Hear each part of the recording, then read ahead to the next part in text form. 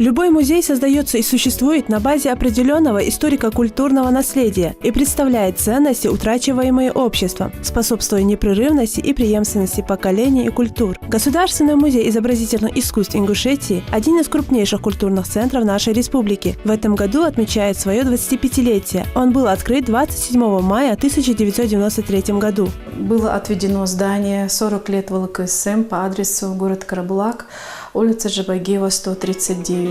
Начало музейной истории положили произведения, переданные из картинной галереи Сунжинского дома культуры. Через некоторое время после открытия, в 1995 году, фонды музея пополнились произведениями, переданными из Государственного музейно-выставочного центра РосИЗО. Впервые я пришла в музей. Это как раз-таки был этот музей, Музей изобразительных искусств Республики Ингушетия, в 1994 году. Вот, в то время с основания музея тут работало несколько человек. Это был директор музея Наташа Гагиева, был бухгалтер, был научный сотрудник, которым я являлась как раз-таки, и был технический персонал. Вот, это вот в то время был такой небольшой коллектив, но очень дружный. И в это же время стала формироваться коллекция музея. Вот буквально в 1995 году Сунжинская администрация передала богатую коллекцию живописных картин. Они и сегодня, я считаю, можно их назвать золотым фондом нашего музея. Это очень такие известные авторы ингушские, чеченские, Шамурзаев, Дадаев, наши авторы Паланкоев Мурат, Исмурзиев Зелимхан, Пуджелев, Пагалов. В общем, очень много таких известных имен, и их работы были нам безвозмездно были переданы нашему музею. Вот это вот, можно сказать, как бы основа нашей коллекции, с которой все и начиналось. А позже уже были закупки, были безвозмездные передачи.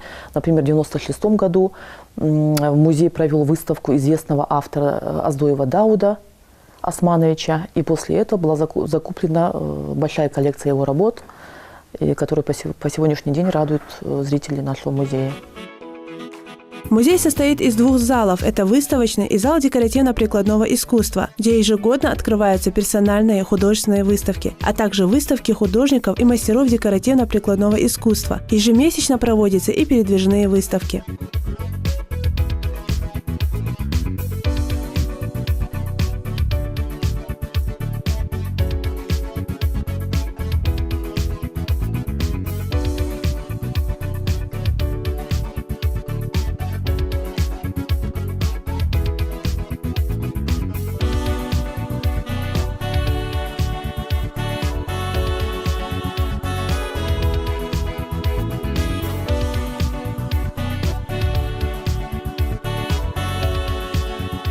Всю работу мы как-то выполняем сообща и вместе. В основном у нас работа считается это выставочная деятельность. Это мы проводим выставки, разные выставки у нас бывают музейные, это и персональные выставки, выездные, межреспубликанские, межрегиональные выставки мы проводим. В основном работаем мы с художниками, работаем с прикладниками, выявляем новые имена, собираем весь материал, все, что касается этих художников, этих прикладников. На каждого из них у нас по отдельности заводится папка. В эту папку мы собираем весь материал, начиная от даты рождения, заканчивая все, что касается этого художника или прикладника, мы собираем это все в папках. Но это его личное дело, бывают фотографии, бывают газетные статьи, вырезки. И на протяжении всего времени, со дня существования, со дня открытия музея 1993 года, мы собираем всю эту базу, собираем именно в эти папки. За годы своего существования в музее сложился высококвалифицированный коллектив. Это научные сотрудники, занимающиеся различными видами музейной деятельности, научно-просветительской, исследовательской и фондовой работой. Занимаясь пресс-службой музея, в мои обязанности входит связь с средствами массовой информации, с телеканалами нашей Ингушетии, также с определенными газетными изданиями и некоторыми интернет-ресурсами. Штат нашего музея относительно небольшой. Нас всего 37 сотрудников, и 5 из которых относятся к филиалу нашего музея, который находится в Жайрахском районе. Это дом скульптора Руслана Мамилова. В этом филиале у нас работает 5 человек, и всего наш штат составляет 37 человек. На сегодняшний день здесь работает около 40 сотрудников. Хотя коллектив музея немногочислен, его отличает высокий профессионализм, слаженность в работе и полное взаимопонимание.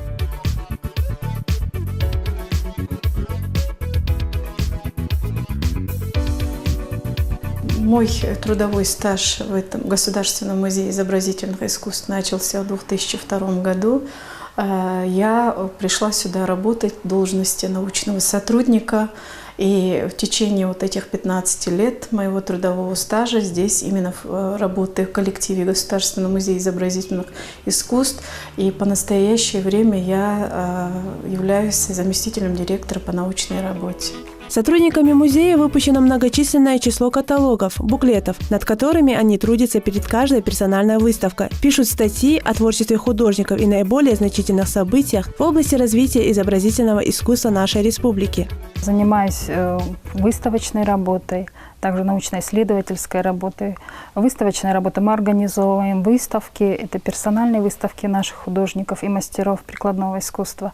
Вот, научно-исследовательская работа у нас связана с выпуском различных изданий, это каталоги, буклеты, статьи научные, повествующие о биографии мастеров и художников нашей республики. Вот, например, вот у нас в этом году прошла персональная выставка мастера по художественной обработке металла Адама Галаева. К этой выставке был выпущен каталог «Секреты кузнечного ремесла». А сейчас у нас готовится персональная выставка Зелимхана Исмурзиева, известного нашего художника. К нему тоже мы готовим каталог. Это красочный такой каталог, в который будет текстовый материал о его биографии и фотографии его работ. Мы стараемся, мы идем к этому, но больше, конечно, о картине расскажет сам мастер. Наша задача попытаться как бы донести до всех это, нашей пресс-службы, и донести до всех и для каждого, что вот такой-то человек. У нас очень много новых художников.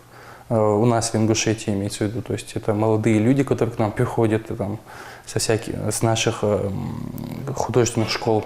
С момента основания музея сменилось немало руководителей. С 1993 года по 1994 директором был художник Багаудин Сагов. С 1994 по 2002 годы Наталья Гагиева. С 2002 по 2003 народный художник Ингушетии Муса Мартазанов. С 2003 года по сей день музеем руководит Любовь Тумгоева. У нас в течение многих лет под руководством Любы Тумгоевой сложился прекрасный коллектив, который работает в тесном взаимодействии, выполняет одну общую работу в целях продвижения нашего музея. Работа в Государственном музее изобразительных искусств складывается из перспективных годовых планов, согласно которым сотрудники, взаимодействуя с художниками и музеями не только нашей республики, но и далеко за ее пределами, ведут активную выставочную деятельность. Наблюдается такая для нас очень и важная тенденция. В последние годы в рамках реализации майских указов президента России мы часто по роду уже своей музейной деятельности мы часто связываемся с музеями, ведущими музеями регионов из КФО. И эти межмузейные проекты, которые мы проводим в рамках реализации этих указов, дает нам очень сильное подспорье для организации и концепции планирования нашей работы. Поскольку мы сотрудничаем с ведущими музеями, и Это не просто проведение каких-то выставок, каких-то направлений, но также это богатый обмен опытом, поскольку эти музеи, которые работают уже долгие годы, мы как являемся молодым музеем, и для нас постижение вот этого опыта для наших сотрудников бывает ценным, поскольку мы и в телефонном режиме, и в режиме переписки очень тесно с ними сотрудничаем, и каждый из них считает уже своим долгом оказать нам какую-то помощь, поскольку с каждым годом музейная тематика, музейная работа, она меняется, и для нас вот этот опыт, с которыми они с нами делятся, он даже для нас важен не только сейчас, но и в дальнейшем мы можем, оно нам поможет в процессе продвижения нашего музея на ведущих выставочных пространствах России. Со своими выставками сотрудники музея побывали в государстве Катар, Белоруссии, в Минске, Москве, Костромской области и во многих других городах.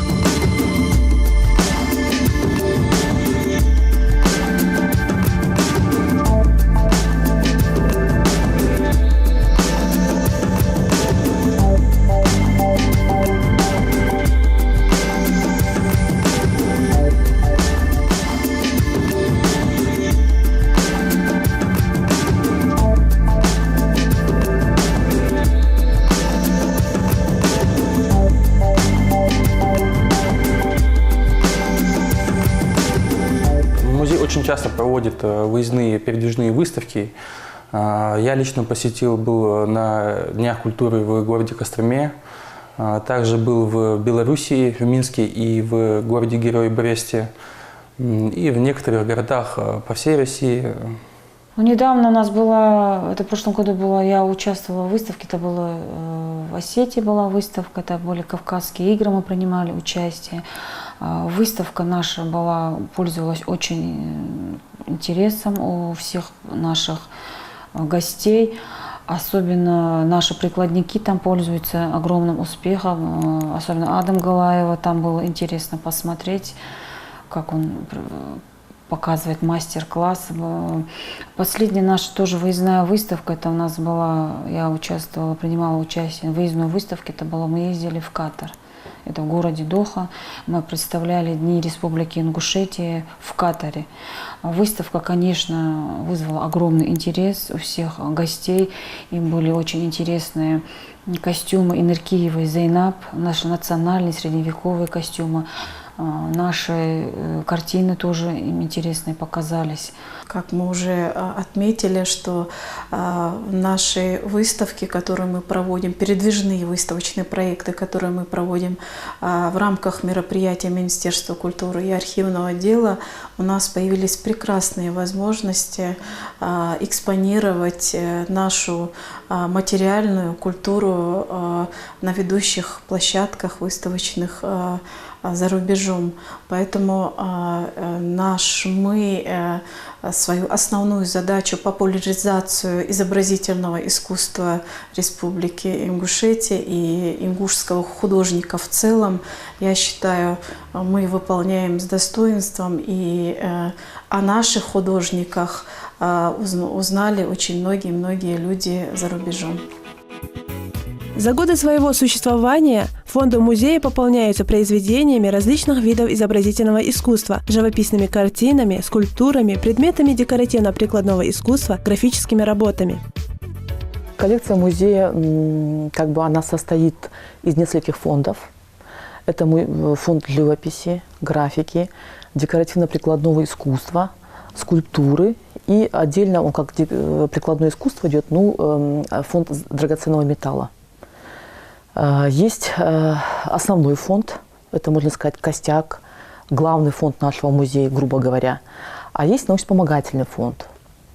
Основной фонд – это фонд, который является на сегодняшний день фондом, можно сказать, музейных предметов Российской Федерации. На сегодняшний день мы их вводим уже в государственный каталог Музейный фонд Российской Федерации, и они, можно сказать, составляют такой особый фонд. А есть фонд научно-вспомогательный. Там, можно сказать, может быть, менее ценные предметы. Это могут быть копии различные. Это могут быть какие-то вот современные, допустим, предметы современности, которые не имеют такой высокой художественной и исторической ценности, возможно. Но при этом они пригождаются в построении экспозиции.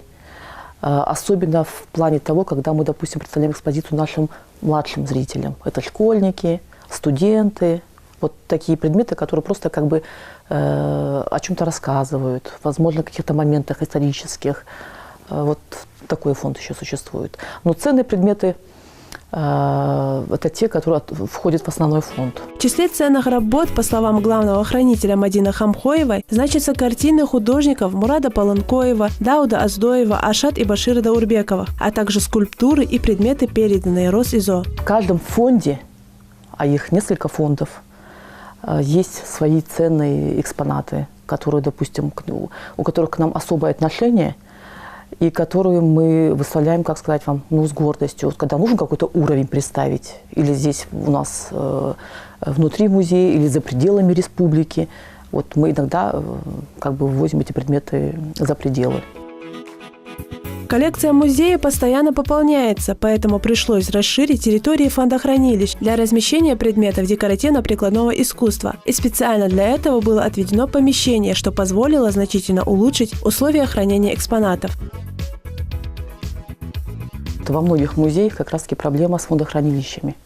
Фонды, естественно, постоянно растут, это нормальный процесс. Мы для этого здесь и работаем.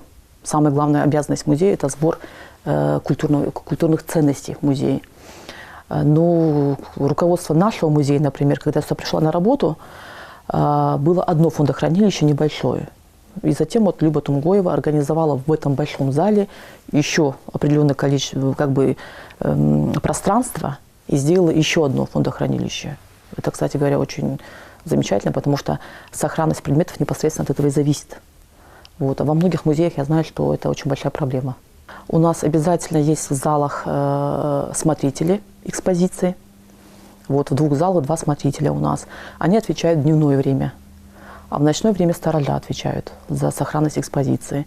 Помимо этого есть у нас сотрудники, и научные, и хранитель. Все это как бы ежедневно контролируется, проверяется, ведется учет. Любой предмет, который поступает в наш музей, он проходит какую-то свою первичную, затем вторичную обработку. Если, допустим, поступает предмет, который нам приносит в дар, то это обязательно договор дарения, это акт на временное хранение до рассмотрения. У нас есть такая фондозакупочная комиссия в музее, и мы заседаем этой комиссией, и в обсуждении как бы мы высказываем свое мнение о ценности этого предмета.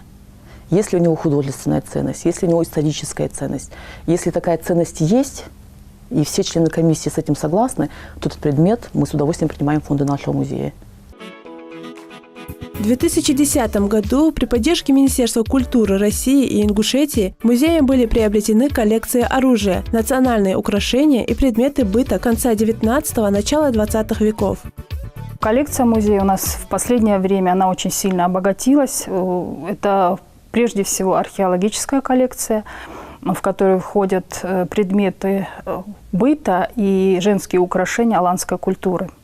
Также это холодное оружие. У нас даже есть сабля Гапура Хрива, которая ему принадлежала. Вот. Это, конечно, женские украшения. Это пояса, нагрудники, мужские пояса. Ну, в общем, пользуясь случаем, мне бы хотелось пригласить наших зрителей и гостей нашей республики в наш музей. Коллекция очень интересная, и каждый что-то новое откроет для себя и познакомится еще больше с изобразительным искусством нашей республики. Наиболее значимым и ценным приобретением музея считается коллекция археологических памятников аланской культуры, найденных на территории Ингушетии. Артефакты уникальны. Это женские украшения из золота, а также предметы быта раннего Средневековья. Любой предмет, который нам, допустим, сегодня человек принесет и скажет, примите его, даже если как бы он великодушно себя не повел, мы это сделать не можем. Только в том случае, если этот предмет имеет какую-то для музея ценность. Она может быть историческая, может быть художественная, может быть культурная. Вот, допустим, буквально недавно нам подарил большую коллекцию работ чеченский автор Джамалдинов Алим Паша. Кстати, сейчас его работы экспонируются в зале. Это уже второй дар такой. Первый раз он подарил 62 работы. Это огромное количество работ. И вот сейчас, недавно он подарил 14 работ живописных и 40 с чем-то работ графических. Это на самом деле нонсенс, потому что в наше время со своими работами так не все расстаются легко. Основная задача музея – предоставить посетителям как можно больше информации о жизни и творчестве каждого художника, мастера декоративно-прикладного искусства. В течение многих лет работы нашего музея у нас сложились прекрасные отношения с нашими постоянными зрителями. У музея есть свой зритель, под вкусы которого мы стараемся тоже в планировании наших планов, мероприятий, стараемся как-то тоже подстроиться, стараемся пойти им навстречу. И контингент наших зрителей, наших экскурсантов с каждым годом меняется, и нас очень радует тот факт, что наш музей становится известным, и очень много туристов, особенно в летнее время, к нам в музей приходят, и мы считаем своим долгом, что мы должны как можно больше рассказать не только о наших художниках, о наших материальной и духовной культуре, но и также о республике в целом. Категория граждан от самых маленьких, начиная от 5 и до преклонного возраста, мы и принимаем, и для каждой